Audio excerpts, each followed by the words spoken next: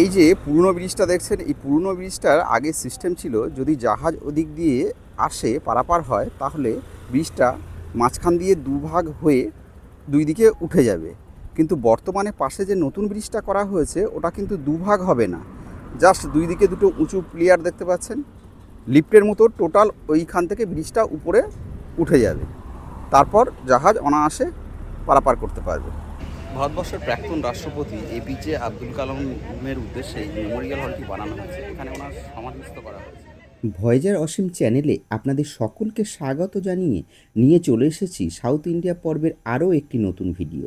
আর এটি হলো south India পর্বের তৃতীয় ভিডিও। তাই এই ভিডিওর নিচে ডেসক্রিপশান বক্সে আগের দুটি পর্বের লিঙ্ক দিয়ে দিলাম।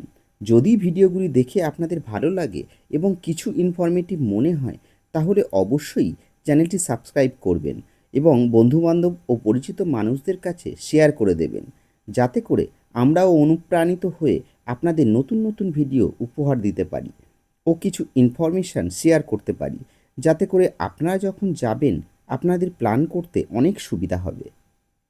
আমি যেহেতু কলকাতা থেকে কন্যাকুমারী দিয়ে আমার ভ্রমণ শুরু করেছিলাম, তাই কন্যাকুমারী থেকে রাত 10:40 ট্রেন ধরে প্রায় 6 ঘন্টা জার্নি করে ভোর 5টায় রামেশ্বরম পৌঁছেছিলাম। তাছাড়া আপনারা যদি সরাসরি রামেশ্বরম আসতে চান তাহলে কলকাতা থেকে সরাসরি কোনো ট্রেন বা ফ্লাইট নেই। আপনারা মাদুরাই হয়ে বাই ট্রেনে আসতে পারেন, এছাড়া চেন্নাই হয়েও আসতে পারেন। তবে আপনাদের হাতে যদি সময় কম থাকে তাহলে কলকাতা থেকে ফ্লাইটে মাদুরাই অথবা চেন্নাই এসে সেখান থেকে বাই ট্রেনে রামেশ্বরম আসতে পারেন। ট্রেন থেকে বেরিয়ে বাস অটো পেয়ে যাবেন, হোটেলে চলে আসুন। যদি আগে থেকে আপনাদের হোটেল বুক করা না থাকে তাহলে কোনো অসুবিধা নেই, মন্দিরের কাছাকাছি অনেক বাজেট ফ্রেন্ডলি হোটেল আপনারা পেয়ে যাবেন। পছন্দ মতো বুক করে নিয়ে ফ্রেশ হয়ে বেরিয়ে পড়ুন মন্দির দর্শনের উদ্দেশ্যে। তবে আমরা যেটা করেছিলাম বা বেশিরভাগ লোকই রামেশ্বরম এসে যেটি করে থাকে তা হলো মন্দির দর্শনের আগে অগ্নিতীর্থম ঘাটে স্নান সেরে মূল মন্দিরের ভিতরে পবিত্র 22 কুণ্ডের জলে স্নান সেরে হোটেলে এসে পুনরায় ফ্রেশ হয়ে গিয়েছিলাম মূল মন্দিরের ভিতরে। রামেশ্বরমের এই অগ্নিতীর্থম শুধু একটি সমুদ্রঘাট নয়, এটি হিন্দু ধর্মের এক গভীর আধ্যাত্মিক সাধনার স্থান। ভারতের চারধামের অন্যতম পবিত্র তীর্থভূমি এই রামেশ্বরম টেম্পল। এর সামনে অবস্থিত এই ঘাটকে মুক্তি ও পাপমোচনের প্রতীক হিসাবে মনে করা হয়। পুরাণ ও রামায়ণ অনুসারে লঙ্কা বিজয়ের পর ভগবান রাম রাবণবধের পাপ থেকে মুক্তি পাবার জন্য এখানে স্নান করেছিলেন, কারণ রাবণ ছিলেন একজন ব্রাহ্মণ ও মহান শিব ভক্ত।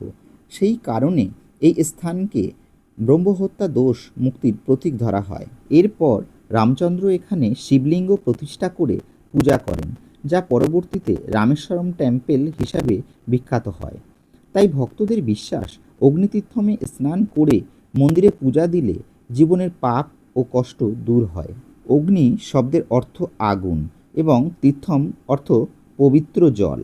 এছাড়াও আরেকটি গুরুত্বপূর্ণ কাহিনী হল সীতার অগ্নি পরীক্ষা। রাবণের বন্দিদশা থেকে ফিরে আসার পর সীতার পবিত্রতা প্রমাণের জন্য অগ্নি পরীক্ষা হয়েছিল। বলা হয় অগ্নিদেব সীতার পবিত্রতায় সন্তুষ্ট হয়ে এই স্থানে নিজেকে শুদ্ধ করেছিলেন, তাই এই তীর্থের নাম অগ্নিতীর্থম। হিন্দু ধর্মে বিশ্বাস করা হয় অগ্নিতীর্থমের জলে স্নান করলে অতীতের পাপ ক্ষয় হয়, মানসিক অশান্তি দূর হয়, পূর্বপুরুষদের আত্মার শান্তি লাভ হয় এবং জীবনে শুভ শক্তির আগমন ঘটে। বিশেষ করে অমাবস্যা, মহালয়া ও পূর্ণিমার দিনে এখানে তর্পণ ও পিণ্ডদান করতে বহু মানুষ আসেন। অগ্নিতীর্থম দক্ষিণ ভারতের অন্যতম গুরুত্বপূর্ণ পিতৃতীর্থ হিসাবেও পরিচিত। অনেকের বিশ্বাস এখানে পূর্বপুরুষদের উদ্দেশ্যে জল অর্পণ করলে তাদের আত্মা শান্তি পায় এবং পরিবারের উপর আশীর্বাদ বজায় থাকে। সকাল সকাল অগ্নিতীর্থমে আমরা স্নান করে চলে এসেছি নর্থ গেটে। নর্থ গেট দিয়ে মন্দিরের ভিতরে 22 কুণ্ডে প্রবেশ করব। চলুন যাওয়া যাক। তবে মন্দিরে প্রবেশের জন্যে দেখতে পাচ্ছেন উপরে এরকম সেট দেওয়া আছে, দুপুরের দিকে কোনো অসুবিধা হবে না।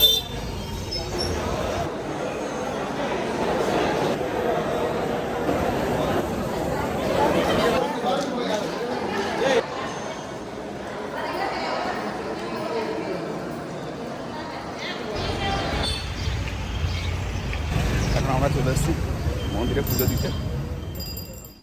রামেশ্বরম যাত্রার একটি গুরুত্বপূর্ণ নিয়ম হল এই তীর্থে প্রথমেই অগ্নিতীর্থমে সমুদ্র স্নান করতে হয়, তারপর মন্দিরের ভিতরে 22টি পবিত্র কূপের জলে স্নান সারতে হয়, সব শেষে শিবের দর্শন। এই প্রথা শতাব্দীর পর শতাব্দী ধরে চলে আসছে। প্রতিটি কূপের জলের স্বাদ ও ধর্মীয় গুরুত্ব আলাদা বলেই মনে করা হয়। আর মহাদেব শুধু লাইন দিয়ে ঘুরিয়েই চলেছে। 200 টাকা দিয়ে টিকিট কাটলে কুইক দর্শন, তাড়াতাড়ি দর্শন হয়ে যাবে। আমরা জেনারেল লাইনেই আছি, সব ব্যবস্থা আছে।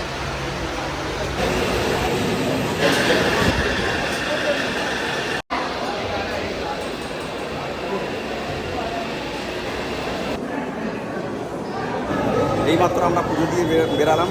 একটা দারুণ অনুভূতি, ফিলিংস। ভিতরে ক্যামেরা অ্যালাউ নেই, তবে মোটামুটি আমরা জেনারেল লাইনে প্রায় আধ ঘন্টা মতো লাইন দেওয়ার পর আমরা দর্শন পেলাম। খুব ভালোভাবে দর্শন হয়েছে। তো এছাড়াও যদি তাড়াতাড়ি চান তাহলে 100 টাকা এবং 200 টাকার টিকিট আছে, স্পেশাল দর্শন, তা আপনারা দেখতে পারেন।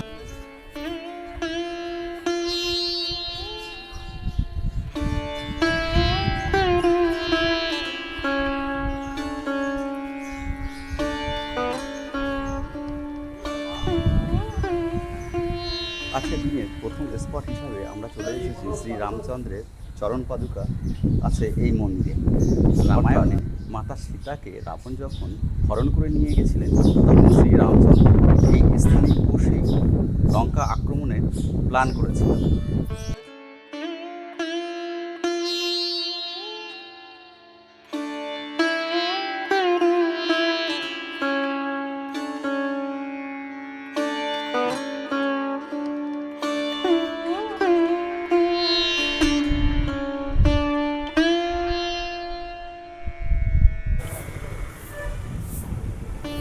পরবর্তী গন্তব্যস্থল হিসাবে আমরা চলে এসেছি শ্রী রামচন্দ্রের মন্দির। এদিকে আছে রাধা কৃষ্ণের মন্দির, এবং এই যে পথ দিয়ে আমরা রামকুণ্ডের দিকে এগিয়ে চলেছি। এই যে চলে এলাম রামকুণ্ড।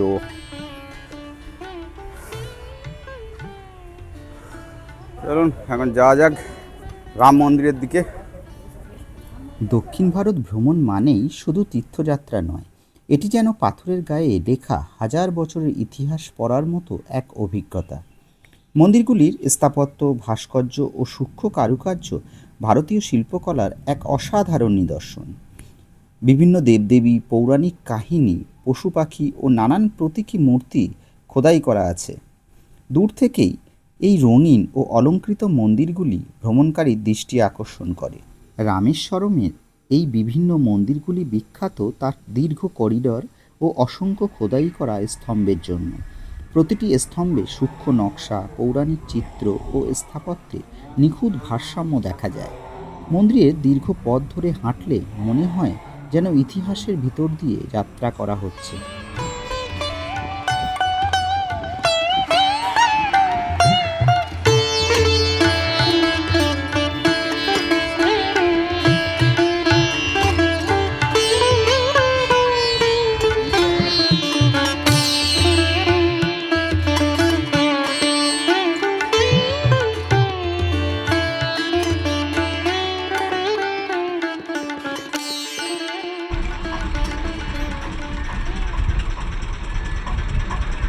এখন চলে এসেছি এপিজে আব্দুল কালামের মেমোরিয়াল। চলুন ভিতরে কি আছে দেখা যাক।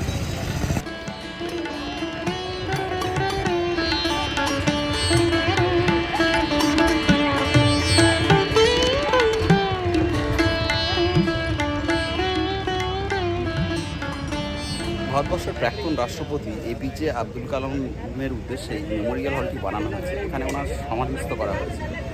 খুব সুন্দর। ভিতরটা দেখে, ভিতরে যদিও ক্যামেরা অ্যালাউ নেই, ভিতরটা দেখে আমরা এইমাত্র বেরোলাম।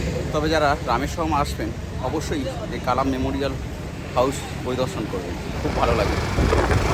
আজকের দিনের পরবর্তী গন্তব্যস্থল হিসাবে আমি চলেছি সেই বহু আকাঙ্ক্ষিত এবং বিশেষভাবে গুরুত্বপূর্ণ স্থান, যা আমরা ছোটবেলা থেকেই শুনে এসেছি। সমুদ্রের উপর দিয়ে ট্রেন যাওয়ার কথা, এবং সমুদ্রের উপরে কেবলমাত্র ট্রেন লাইন ছাড়া আর কোনো কিছুই নেই, অর্থাৎ পাম্বান ব্রিজ, স্বচক্ষে দর্শন করে চোখের এবং মনের তৃপ্তি মেটাতে। অবশেষে চলে এসেছি সেই পাম্বান ব্রিজ। এদিকে সি বিচে কত শয়ে শয়ে ট্রলার দাঁড়িয়ে আছে, আর এদিকে যে মূল আকর্ষণ যে রেল সেতু, সেটা এখন আমরা দেখতে যাব। আসুন দেখে নেওয়া যাক। দেখুন একবার বন্ধুরা, এই যে এদিকের যে পুরনো ব্রিজটা দেখছেন, আগে এই ব্রিজটা ছিল, বর্তমানে নতুন করে পাশে এই ব্রিজটাকে তোলা হয়েছে। এই যে পুরনো ব্রিজটা দেখছেন, এই পুরনো ব্রিজটার আগে সিস্টেম ছিল যদি জাহাজ ওদিক দিয়ে আসে পারাপার হয়, তাহলে ব্রিজটা মাঝখান দিয়ে দুভাগ হয়ে দুই দিকে উঠে যাবে। কিন্তু বর্তমানে পাশে যে নতুন ব্রিজটা করা হয়েছে, ওটা কিন্তু দুভাগ হবে না, জাস্ট দুই দিকে দুটো উঁচু প্লেয়ার দেখতে পাচ্ছেন, লিফটের মতো টোটাল ওইখান থেকে ব্রিজটা উপরে উঠে যাবে, তারপর জাহাজ অনায়াসে পারাপার করতে পারবে। এই সেতু মূল ভূখণ্ডের সঙ্গে রামেশ্বরম দ্বীপকে যুক্ত করেছে এবং ভারতীয় রেল ইতিহাসে এর বিশেষ গুরুত্ব রয়েছে। সমুদ্রের নীল জলের উপর দিয়ে যখন ট্রেন ধীরে ধীরে পাম্বান ব্রিজ পার হয়, তখন দুপাশে দেখা যায় অসীম জলরাশি, ছোট ছোট নৌকা, জেলেদের জীবন এবং দূরে ছড়িয়ে থাকা দ্বীপের দৃশ্য। মনে হয় যেন ট্রেনটি সমুদ্রের বুকের উপর দিয়ে এগিয়ে চলেছে। এই ব্রিজ যেন সমুদ্রের বুক চিরে এগিয়ে যাওয়া এক বিস্ময়কর পথ, যেখানে প্রাকৃতিক সৌন্দর্য ও মানুষের নির্মাণ শৈলী একসঙ্গে মিলেমিশে গেছে। ট্রেন বা গাড়িতে পাম্বান ব্রিজ পার হবার সময় দুপাশে যত দূর চোখ যায়, দেখা যায় নীল সমুদ্রের বিস্তার, কখনো শান্ত ঢেউ, কখনো বাতাসে দুলতে থাকা জলরাশি। মনে হয় আকাশ আর সমুদ্র এক হয়ে গেছে। নিচে ছোট ছোট মাছ ধরার নৌকা, দূরে উঠতে থাকা সামুদ্রিক পাখি এবং জেলেদের ব্যস্ত জীবন এই দৃশ্যকে আরও জীবন্ত করে তোলে। ভোরের সময় পাম্বান এলাকার সৌন্দর্য সবচেয়ে বেশি মন ছুঁয়ে যায়। সূর্যের প্রথম আলো যখন সমুদ্রের জলে পড়ে, তখন জলরাশি সোনালি আভায় ঝলমল করে ওঠে। আবার সন্ধ্যায় অস্তগামী সূর্যের লাল আভা সমুদ্রের উপরে এক অপূর্ব সুন্দর ছবি তৈরি করে। আপনাদের হাতে যদি সময় থাকে, তাহলে সূর্যোদয় এবং সূর্যাস্তের সময় এখানে উপস্থিত থেকে উপভোগ করে নিতে পারেন সেই মহাজাগতিক দৃশ্যকে। পরবর্তী দর্শনীয় স্থান হিসাবে আমরা চলে এসেছিলাম পবিত্র সীতাকুণ্ড দর্শনে। সমুদ্রবেষ্টিত রামেশ্বরমে যেখানে চারপাশে নোনা জল, সেখানে এই কুয়োর জল মিষ্টি, এই বিষয়টি ভক্ত ও ভ্রমণকারীদের কাছে এক বিস্ময়ের কারণ। পুরাণের বিশ্বাস অনুযায়ী লঙ্কা বিজয়ের পর ভগবান রাম রামেশ্বরমে শিব পূজা করেন। কথিত আছে দেবী সীতার সঙ্গে এই কুণ্ডের পবিত্রতার সম্পর্ক রয়েছে। ভক্তরা বিশ্বাস করেন এই জলের মধ্যে আধ্যাত্মিক পবিত্রতা রয়েছে। রামনাথ স্বামী মন্দিরের ভিতরে থাকা 22টি তীর্থ কুয়োর মধ্যে প্রতিটি জল ও নামের সঙ্গে আলাদা ধর্মীয় গুরুত্ব জড়িয়ে আছে। সীতাকুণ্ডের মিষ্টি জল এই তীর্থযাত্রার একটি বিশেষ অংশ হিসাবে ধরা হয়। সমুদ্রের মাঝখানে মিষ্টি জলের কুয়ো, দেখা যাক मीठा पानी का कुआं कैसा है। भैया मीठा पानी है ना? टेस्ट करके देख सकते हैं। थोड़ा तो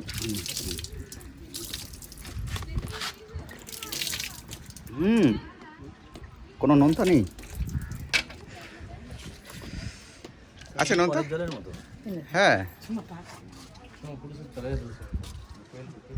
দেখুন বন্ধুরা, সমুদ্রের ভিতরে এরকম একটা মিষ্টি জলের কুয়ো।